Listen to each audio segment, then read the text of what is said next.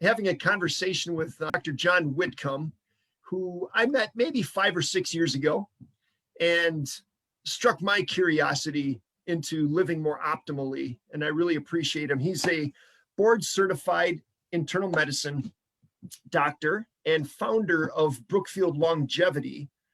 And I'm never quite sure how to introduce folks like you. Are you a functional medical doctor? Are you an integrative medical doctor? What are you? Yes to all of the above. I'm a board certified internist. Internist, yeah. But I've decided that there is a whole world of prevention, and that actually keeping people at optimal functioning prevents disease and extends health span. So the real goal is, how do we, instead of treating disease and diagnosing and treating illness, and most of us are lazy and we don't go to see a doctor if we don't have to, which is usually a pretty good strategy. But by default. By default. But in fact, we now know that we can navigate a longer health span. I want you to have a brain span that's 100. I want you to have a health span that's 95, and that you have a very short end of your life. Yeah, the Grim Reaper gets all of us. Well, that's how do we optimize how the body functions? So functional medicine comes from that. It's really what internal medicine should be, in my humble opinion. Humble opinion. I agree wholeheartedly. So I thought we would have a conversation about, and you can give more detail to it. We can talk about vitamin D. We've talked about it before. I think it's worth bringing up again, because in my naive understanding of the function of vitamin D, it's very inexpensive, and it really, really is a great foundational piece to help boost your immune system. And what you've taught me, and what I do understand, is that when we talk about longevity, we're really just talking about your immune system. We're just talking about, if you got a robust immune system, you're going to age well, or a lot better. Well, we're an integrated body, and you can't have a dysfunctional immune system and live long. Fair enough. Right. Simply stated. So we're here in Wisconsin. We're recording this in the beginning of February. I know that your vitamin D levels are really good. I know that mine are very good, but most of the population in the Midwest has got low vitamin D levels. The data shows, there's published research, the data shows that Caucasians living in Wisconsin who are not taking vitamin D will get a blood level of about 10 to 15 in the winter, nanograms, and they'll hit about 45 in the summer. But skin type 3 is Central Europeans, German, Polish, English, French. Skin type 2 are the freckled, red-haired Irish, Scots, Swedes. Skin type 1 are those literally virtually white hair folks in northern Russia, northern Finland. They get sunburned in 5 minutes of sun. Right. Skin type 3 will get some suntan. Skin type 4 are Italians, Spaniards, Moroccans, Middle Easterners. Skin type 5 are Indians from Central India, Chinese. Skin type 6 are the Black Africans. We have many skin type 6s in Milwaukee. Right. Their blood level will be, I have measured 1,000 on my own. Their blood level will be in the winter 4, and in the summer 12. Wow. Now, we know one thing about vitamin D is it's not a vitamin, it's a hormone. Right. And it is a hormone dependent on a switch. And the switch is blood level of D. When your blood level of, if I take tuberculosis and put it in petri dishes with your white cells, I can show that your white cells cannot kill tuberculosis until your blood level of D hits 32. And precisely at 32, you start making a protein called, it's your natural antibiotic called cathelicidin. So this is how D is carrying out its fundamental role, and that is, it is your stem cell turn-on hormone. Every organ needs stem cells in it. And without vitamin D, you won't activate your stem cells. And you can see that even in cardiology. You can see a study from Great Britain that found 4 babies who were in congestive heart failure at birth. Big, huge hearts in their chest. They were on all sorts of meds, oxygen at home. And then somebody said, let's check their D level. And they all had D levels of 0.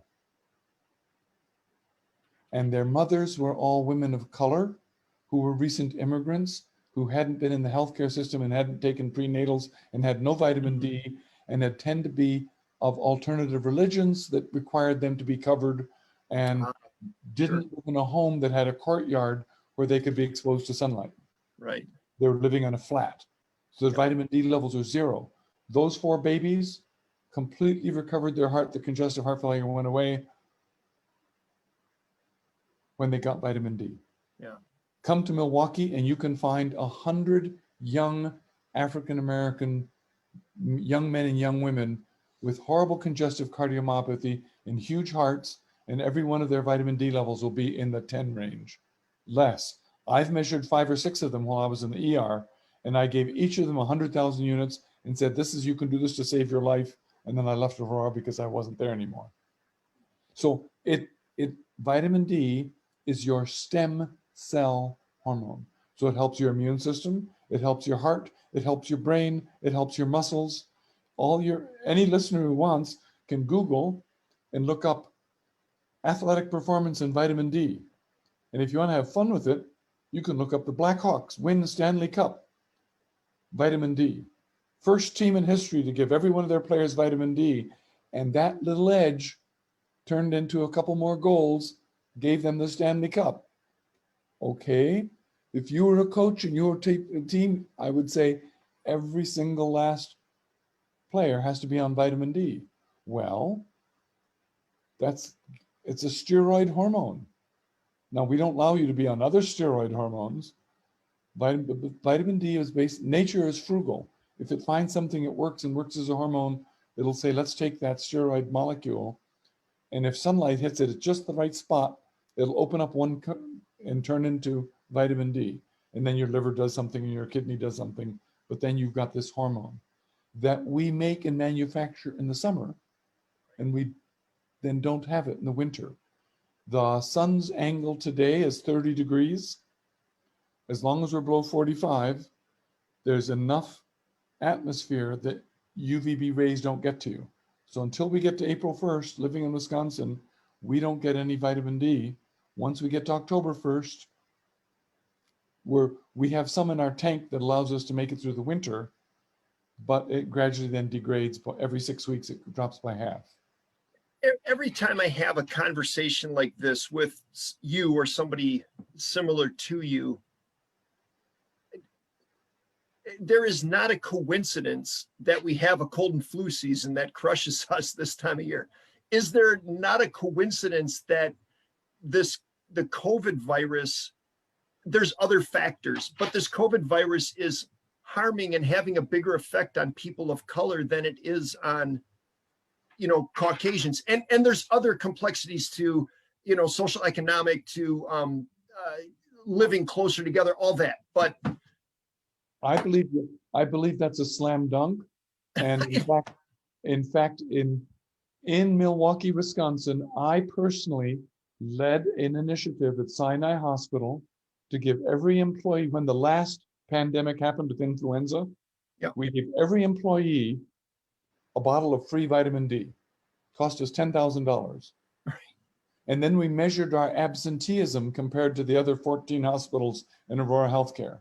Yeah. And over the course of 3 months, our hospital had absenteeism go down, and the other 13 hospitals went up. Okay, so this is such a slam dunk. What does it take? Let's just take Milwaukee. I don't need to change the world, but how do we change our community to go, folks, you need to, and it's cheap. Everybody can afford vitamin D. It would be cheaper to give everybody vitamin D than be paying for 1 day of COVID in the hospital for one patient. You Agreed. could do the whole city with vitamin D. It's that cheap. I mean, it's so. And to to be clear, I don't want to put words in your mouth, but you're not saying, vitamin D is not going to solve COVID, but it's a piece of the foundation to give you a fighting chance. Let me give you another teaser. Vitamin D and vitamin K2 are clearly partners for bone health. Yes. Okay. Go to Japan and look at the district around Fukushima, which is where the power plant, blew up and all that stuff and all that. Okay. 16 million people. That happens to be the district that eats the most natto. And natto is fermented soybeans, the highest food source of K2. I know you've tried it and you're not a fan. Right. So this happened. Guess how many deaths they've had in that district of 16 million people? 16 million people. How many deaths have they had from COVID so far? 1. Wisconsin's had 5,000 and we only have 6 million. So if you imagine, so there's something spooky about vitamin D and K2 that work together in our immune system that hasn't been explored or hasn't been understood yet. But I believe that catapults your immune system even higher. So